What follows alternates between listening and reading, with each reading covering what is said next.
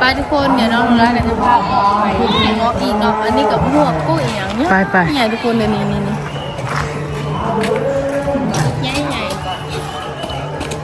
ไปกับเจ้าเฮ็ดนั่นละได้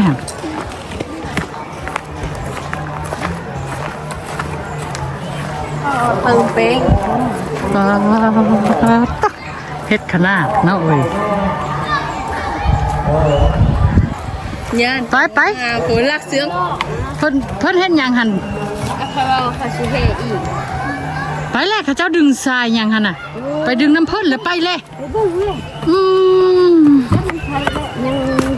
ยังเติมแป้งอยู่ทุกคนบอกว่ากระทะโต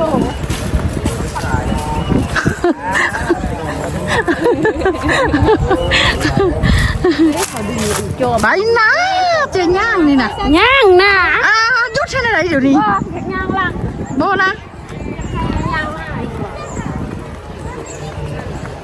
วันนี้มาเป็นน้องม้วนทุกคนเลยกลัวน้องโดนไล่อุ้ยล่ะบุมีนี่คอนี่ก็ได้นะยันมันบ่ได้ขนมก่อนนี่นะลงเหรอ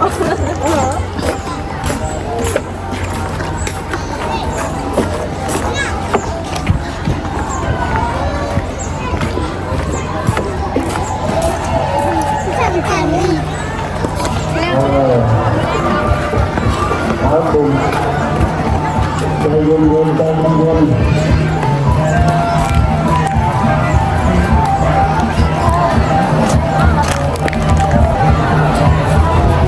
ก็ดึงเสื้ออันไม่หยังขึ้น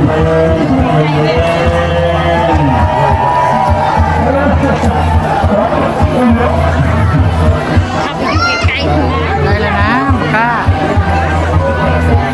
ไปไหนวะหลังเขามาให้พัน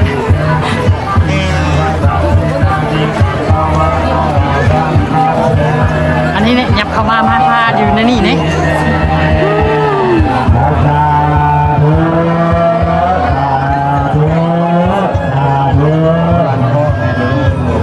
เอาบัดนี้สำหรับปัจจัยอยู่ในย่ามในส่วนอันที่ทางนี้ด้วยกันยังไม่ครบอันที่ย่ามพอเลยยับให้มันเหลือไว้ให้มันเหลือด้วยย่าให้มันเหลือ3ย่ามเลยให้มันเหลือ3ถุงแล้วก็ปล่อยลงมาที่เก้าเอาเจ้าสภาญาติโซฟายอดต่อไปเรียนเกินตัวแทนเด้อเพราะว่าท่านคำไพสนชนะตามหน้าให้ก็คือท่านเสียงพัดพรครอบครัวขอเรียนเชิญท่านเสียงพัดพรครอบครัวเอายอดโซฟายอดที่2เอาปัจจัยออกเลยจ้ะเอาปัจจัยออกแยกใจหลังจากนั้นมามอบให้เราแต่ปากเป็นรับเราเนี่ยที่นี่เท่าไหร่เราจะได้เช็คยอดลมเย็นสำหรับพวงเราบอกว่าพวงเรามาให้ผู้เข้าอาจจะเงินเรามาจังทุกแก่มาโดนมาเนี่ยเลยผู้ใดที่เข้าต้อนกับต้อนใดเด้อใบมะม่วงสีที่อ่อนช้อนครับเอาไปเยี่ยมเยี่ยมท่านเสียงครับผู้ใดท่านเสียงครับผู้ใด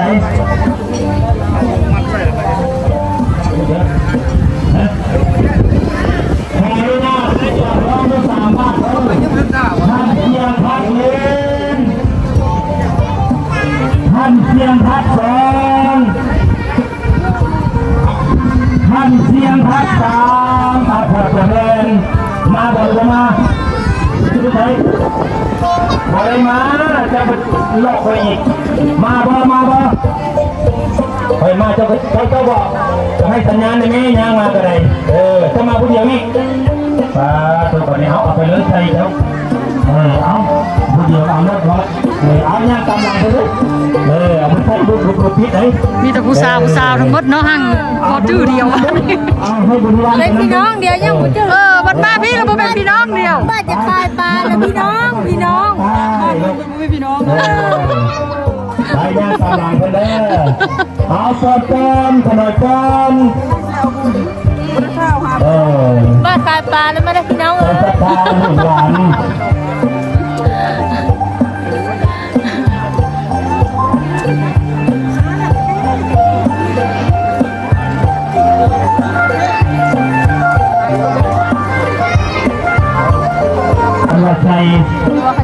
ไม่ได้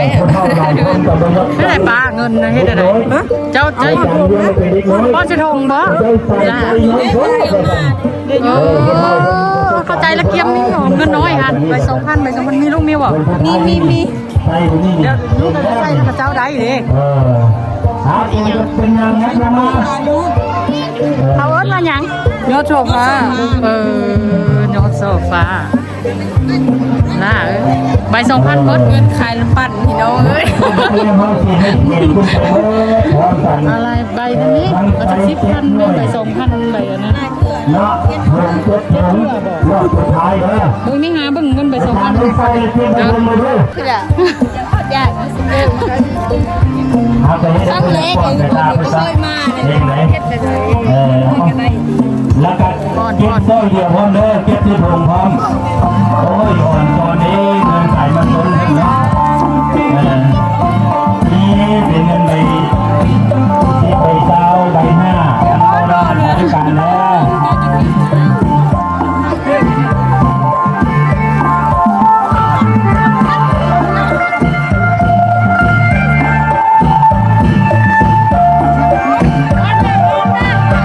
เอาพอด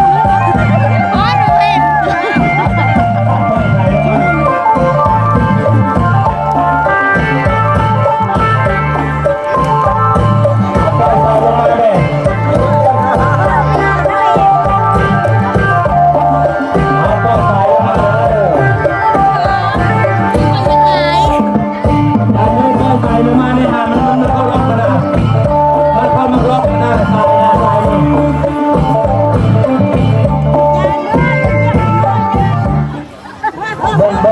ไม่จ่ายเขาต้องรับก่อนมาดึงได้ดึงมา ได้ ดึงโอ้ดึง เท้าแม่ลูกกับมาฮอดก่อนยิ้มเลย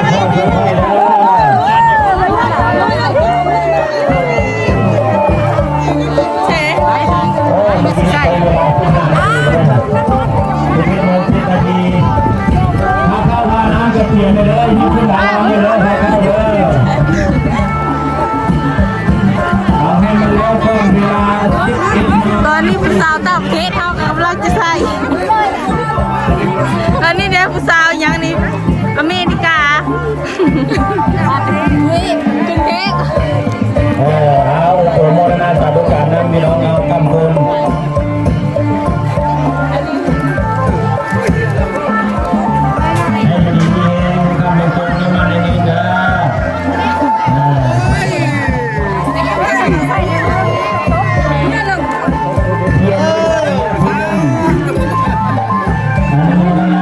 น้ำเลือดบ่ ไปเลยเลย พอแต่ดีนะ เอาคิวคนงั้นเดี๋ยวเก็บเกิดเพื่อนนี่เก็บเกิดเพื่อนนั้นเก็บนำเลยท่านก็จะไปเที่ยงช่วงให้เอาไปเดียวเลยถ้าไปลาไปนี่พื้นที่ไหนไหนเดี๋ยวจะชอบให้คนในเตียงเก็บเจ้าคิดเก็บเตียง ยืดให้พี่น้อง เอาไปรอด พี่น้องก็ได้ พี่น้องเอาบ่สนใจพี่น้องเลย ย่าล่าเป็นล่าขายปลาแล้วเพื่อนฮะดอก กำลังข้างบนกำลังกัน กำลังหาผู้บ่าวไทยเนาะให้เพื่อนเนาะใครสนใจก็ทักมาเด้อ ด้วยมาดูกับดีมันรู้ บ่าวไทยผู้บ่าวไทยไหนใครสนใจติดต่อมาหาน้องโลล่าได้เด้อน้องโลล่าสิพาไปหาคนเงินเขาซาเลย บอกซื้อได้แม่บอกซื้อได้แม่เจ้าซื้อในใด ไปซื้อคนขายปลาอันนี้คนขายเอง อันนี้คนขายเอ็นเนาะ อันนี้คนขายเอง มีแต่ผู้สาวทั้งหมดเลยนี่นะ นั่งกับสาวหรอกเด้อ ทั้งหมดผู้สาวหมดนะคะ เราไม่เป็นผู้สาวค่ะเป็นผู้เฒ่าผู้งอกในหัวก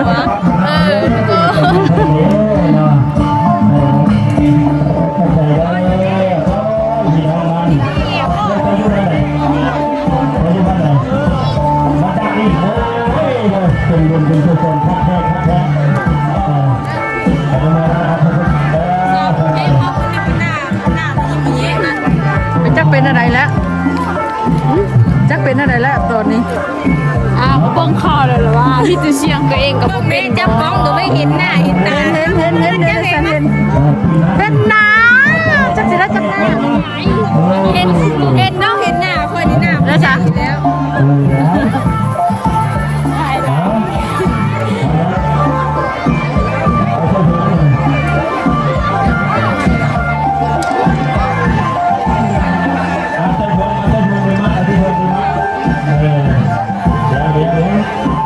ใส่ถุงมือไปดูมันได้ละกับชวดน้ำข้าเจ้าได้เลยได้บุญจักหน่อย จับเส้นได้เลย คนพาจับเส้นเด็กก็จับเส้นนั้นแหละเสีย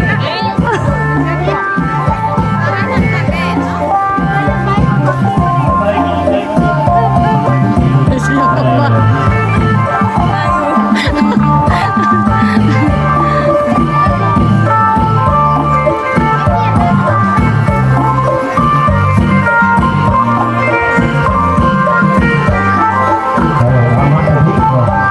เป็นก็มา เดี๋ยว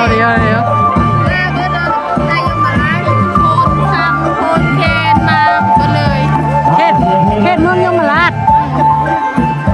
ก็ไม่ได้เลยบางทีคนไทยอยู่ไกลเขาจะมากับพี่น้อง เอาพร้อมแล้วพร้อมแล้ว เดี๋ยวเตรียม เลย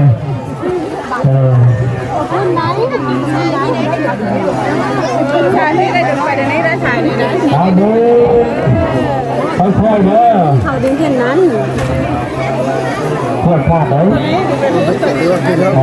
จะจับการโมรณะ โอ้ยป้อนบ่ได้อย่างนี้ถ้าเดี๋ยวจะพาได้ป้อนอันนี้โอ้ยเอาอีล่าป้อนบ่ทันป้าเร็ว ก่อนแล้ว เรียกป้อนบ่ได้พาเข้าก่อน แม่เล็กเลยก่อนแล้ว บ่ทัน ไปด้วยนะโอ้ยดึง ไม่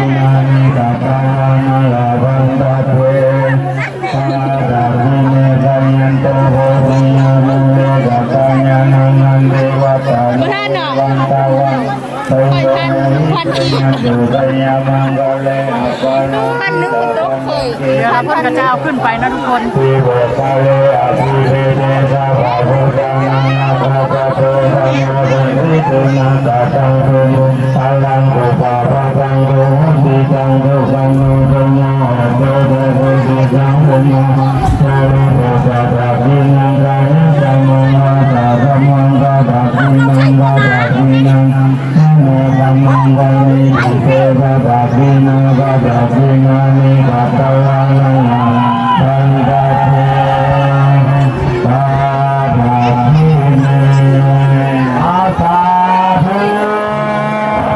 สาธุ สาธุ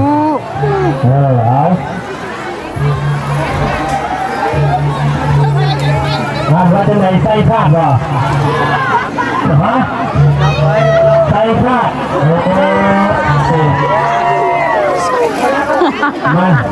มันยัดเงินไหลเพื่อเลยว่าใดวันนี้ให้ไม่เบิ่งเลยใส่น้อยฮะ นั่งระบาด ยังมีใส่แบบนี้เดียวผ้าอันนี้ใส่น้อยเพิ่นบอกว่าไม่คนไหนที่มาใส่หลายปานน้ำแบบนี้หาดึงขึ้นไปกันหน่อยเอายอดเจ้าสายยอดที่สามขอเฮียนเชิญท่านสุริยจอมพระนีฮะ นั่งกันนั่งกัน สูงบอก ใหญ่ สูงมันมีเท่าไหร่เงิน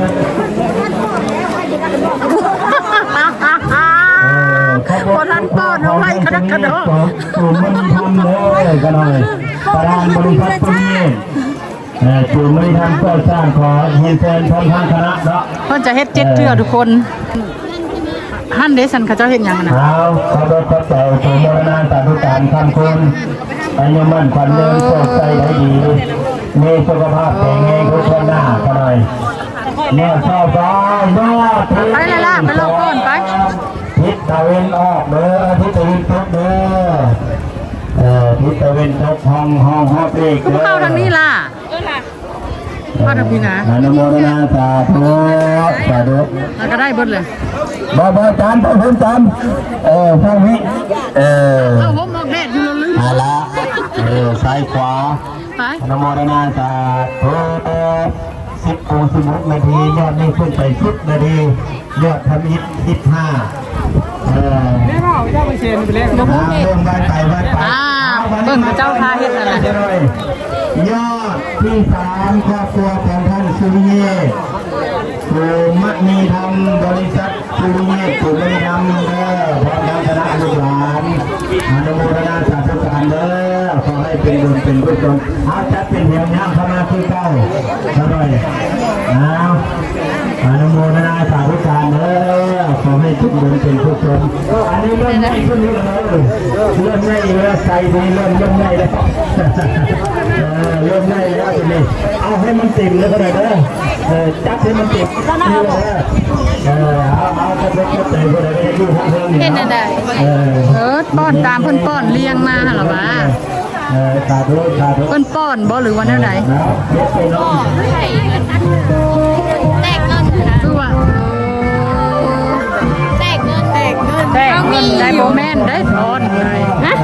บ่แม่นได้อันมาป้อนได้แตกเงินเฮาบ่มีเงินน้อยล่ะมาแตกเลยแตกแล้วแม่เจ้า เอาเลยเงินขายน้ำปั่นนะบุ้ยทุกคน ไม่โดน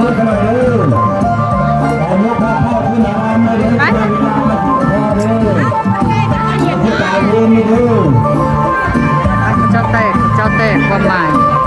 หมายแล้วมาแตกเงินเอาเงินใบน้อย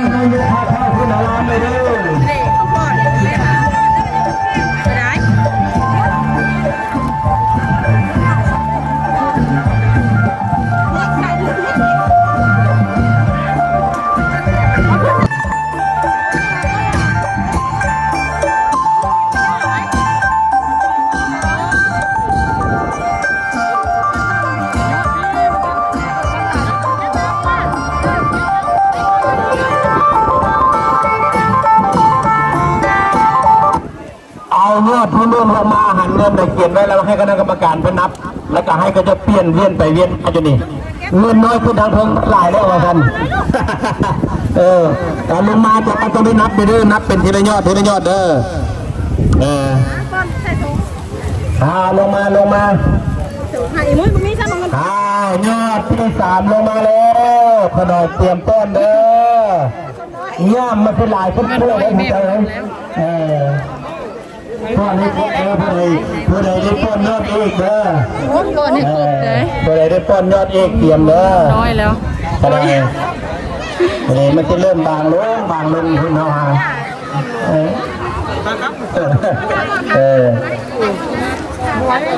ไปกับนี้พาขึ้นเดือนพันก็ ป้อนก็ได้ขาลงขาขึ้น ขามือนะโอ้ยมือดี ขาขึ้นขาลงป้อนได้ เพิ่นดีอกดีใจเพิ่นดีอกดีใจเลยยงอยากเศร้าฟ้าไงป้อนมือเด้อ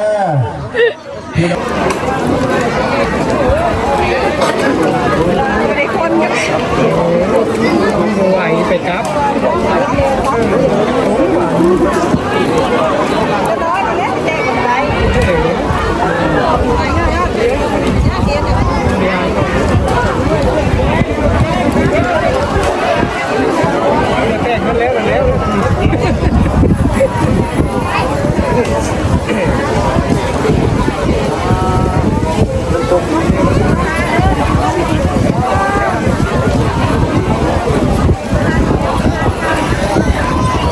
เอายับเข้ามาครอบครัวแม่น้องมีบุญมีทานกับทอดพื้นใดโดยเฉพาะดอกมลจัตถาทางเมืองพระเทพหลายผู้หลายคนที่มาร่วมและที่สำคัญเจ้ามลศรัทธาหลายมองหลายเจเดอโดยที่ว่าเย็นโรงทานที่น้องเดินทางมาจากบ้านน้ำพรก็ดีเป็นหลายแนวตัวนี้ก็เจ้าสินะเอาพร้อมระบบกันหน่อยยัง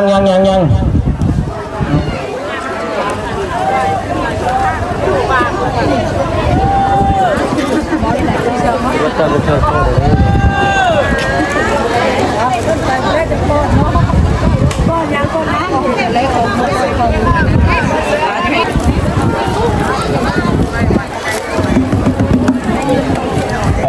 อามาหน่อยอนุโมทนาสาธุการนำเด้อบัดนี้เด้อยอดเอกเตรียมเลยเดี๋ยวสิหาพุทธลอกก่อนบอกให้นั่งลงกันนั่ง เขาจะได้นั่งเพราะว่ามีบาทนำ ผู้ใดไปการแมงจิงดีดกับผมมาห้องเลยนอน3 คืนไม่มีใครมาห้องพาไปการจะคนเลยเอามาบัดนี้กันหน่อยย่างต่อมาเสียงเพลงมีบอจันเลยเอาเสียงเพลงตัวแนวให้เนี่ยขึ้นบ่3 4 4เอามาโอ้ยคักหลายมือแรงบางทีที่ช่วงอีกคืนนึงมีคนส่วนไปการกิโลนะ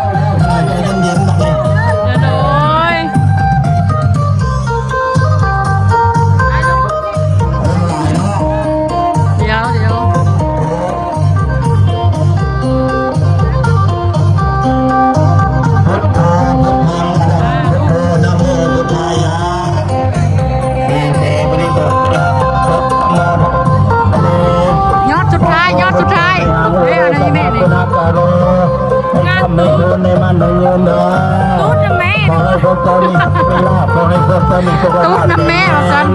ให้เน่าให้มันให้มันให้เงินเด้อก็ได้ด่าเด้อยอดดีเอาได้ข้าวได้ข้าวน้ำเดียวได้ข้าวน้ำกันเด้อจะข้าวกับปลาได้ครบเดียวเด้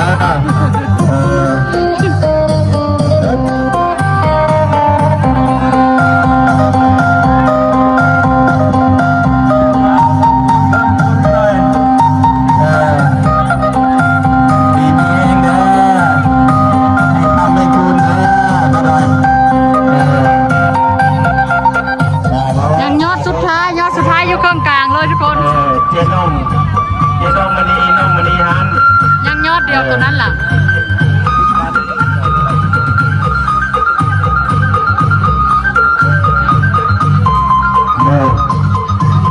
อันนี้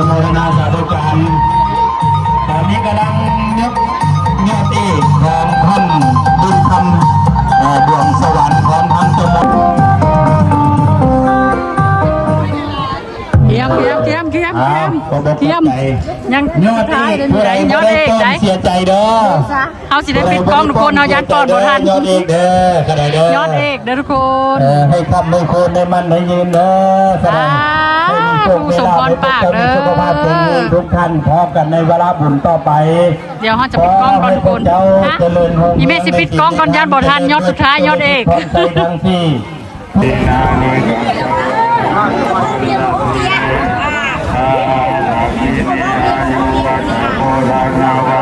ยอดเอกอันยอดน้อยเอกขึ้นแล้วก็ถือว่าจบพิธีทุกคน แต่ว่าพิธียังบ่จบแต่ว่าจบพิธีที่เอายอดโซฟ้าขึ้น แต่เพิ่นก็ยังมีการครบงานอีก3 มื้อ 3 คืนแม่นบ่3 มื้อ 3 คืน ดึงซาๆไว้ก็ได้เพราะว่ามันป้อนรอให้เพิ่นป้อนให้มาแล้วซะก่อนดึงไว้ให้เพิ่นป้อนมาทุกคนได้เสียใจได้นอนบ่รับได้ ได้กลับเลย เมืองฮอดเฮือไปเอว เอาสิบ่ได้ท่านเฮ็ดน้องน้อยอันเพิ่นฟ้อนซ้ำกับบ่จักนี่ เอาซาซะก่อนให้ได้ป้อนมือทุกคนก่อนผู้ทุกคนบ่ได้ป้อนเมียบ่ได้ป้อนอีกแล้วเมื่อเอวหัวฮะถ้าก็ไปป้อนก็โซฟาแม่ว่าซั่นนี้จังยามใดจะได้ป้อนอีกนะคำคุณสิมีน้องน้อยมาแสดงศิลปะวรรณคดีที่เป็นมาจากเมื่อวานนี้ก็ได้ป้อนครับแหเนาะมียอดต่อปลาทางนำพอแล้วพอแล้วปอย ส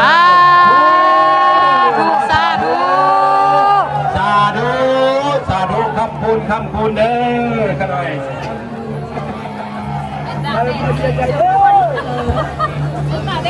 ลำกันนั่นละผ้าเดี๋ยวนั่งพับเพียบลงนั่งเลยคารวะพ่อแม่ครูบาอาจารย์เลยลงมาสู่สุขคนคารวะเด้อ เข้ากับมื้อนี้แหละ เอาว่าซองให้น้องตอนนี้เอาไป คุกมังตะกตัง ให้เอาไปให้น้องเนาะ เทพติสานันติตันตังตารันตะเวสามิตุเวกัสสวะธรรมโมคุกมังตะกตังมยยังธรรมโมติสานันติตันตังตารันตะเวสามิตุธรรมเมกามิโรเจยเจกัสสวะสังโฆทุกมังตะกตังมยยังสังโฆปฏิฆานันตุปะยันตังสารันตะโดสังวนิตุมสังโฆสาธุขโมยขน้องมาให้เป็นได้ประกันด้วยมันเกินโลกายโลกใจโลกปากระเบื้องเมนาสุขัสระเถิดปะกะปฏิติตังปฏิตังตุมังจิปเมวัสเมตันตุสัพเพปุเรนโดสังคปาจันโดปะระโสมณิโตติละโสยะถาเยติโยมิวาสันตุสาภโรโควินาสันตุมาเตภวะวันตรายโยสิกายโภภวะวิวาสนาทิเนตเนจังโวตาปัจจานิโนจัตตารโลธรรมะสันติอายุวันโนทุกขังปา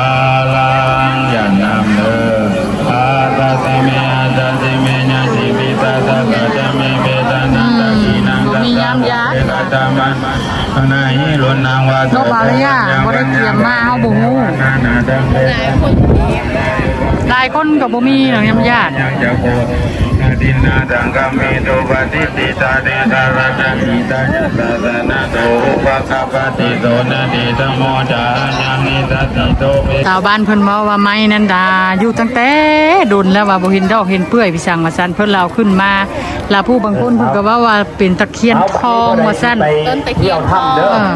แต่ว่าเดี๋ยวเฮาสิพาทุกคนไปเบิ่งทุกคนไปเบิ่งไป เป็นกรณีส่วนตัวเด้อ เพิ่นเอาขึ้นมาตั้งแต่ดุนแล้วเพิ่นว่าอยู่ในหั่นตั้งแต่ดุนแล้วแต่ว่าบ่เปื่อยบ่ดอกทุกคน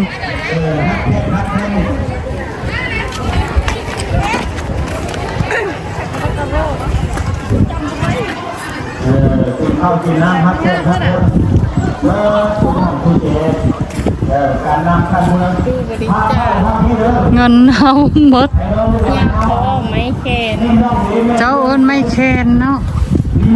ก็จะโดนแล้วว่าซั่นชาวบ้านเพิ่นว่า ตั้งแต่ยังตั้งแต่ขยายยังมันเกิดแบบ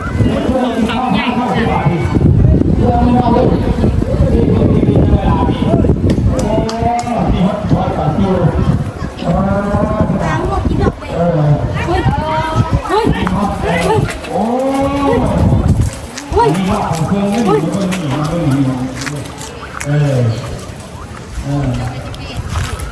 อันนี้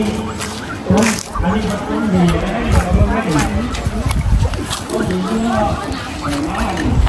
ก็ว่าเป็นหัวตานี่ เป็นว่าไม้อันนี้อยู่ในน้ำตั้งแต่โดนเนาะ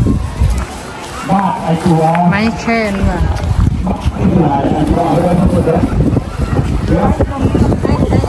พาทุกคนในห้องกันจะได้กลับแล้วมื่อนี้ก็พาทุกคนมาเอาปุ๋ยส่วนน้ำกัน อยู่ไส คนงานพิธีจะเสร็จสิ้นเรียบร้อยแล้วเดี๋ยวน้องโดราก็จะได้กลับบ้านไปขายเครือขายของคือเก่าแล้วทุกคนเนาะ เสร็จสิ้นก็คือว่าดาวยอดโซฟาขึ้น อยู่วัดที่แบบอยู่ใกล้ๆป่าใกล้ภูเขาทุกคนเนาะ แต่ว่า ก็น้องโดราก็จะจบเพียงเท่านี้ฝากกดไลค์กดแชร์กดติดตามน้องโดราเด้อพี่น้องเด้อวันนี้ก็ได้พาทุกคนมาเอาน้ำกันจ้า มีน้องน้อยนักเรียนเพิ่นยังบ่ได้ฟ้อนทุกคนแต่ว่าเฮาก็สิบ่ได้อยู่ท่าเพราะว่าเฮาก็สิมาขายเครื่องเฮาขายน้ำปั้น อยากกินข้าวอยากกินน้ำเลยทุกคนเลยค่ะจะไปกัน บ่มีเงินแล้ว มีกันแล้วเขาเดี๋ยว วันนี้สายตูดเลยทุกคนตูดเลยนี่ เรื่องการบ้านก็อุดแล้วค่ะทุกคนยกเยอะตัวนี้เด้อหลายบ๊ายบายจ้า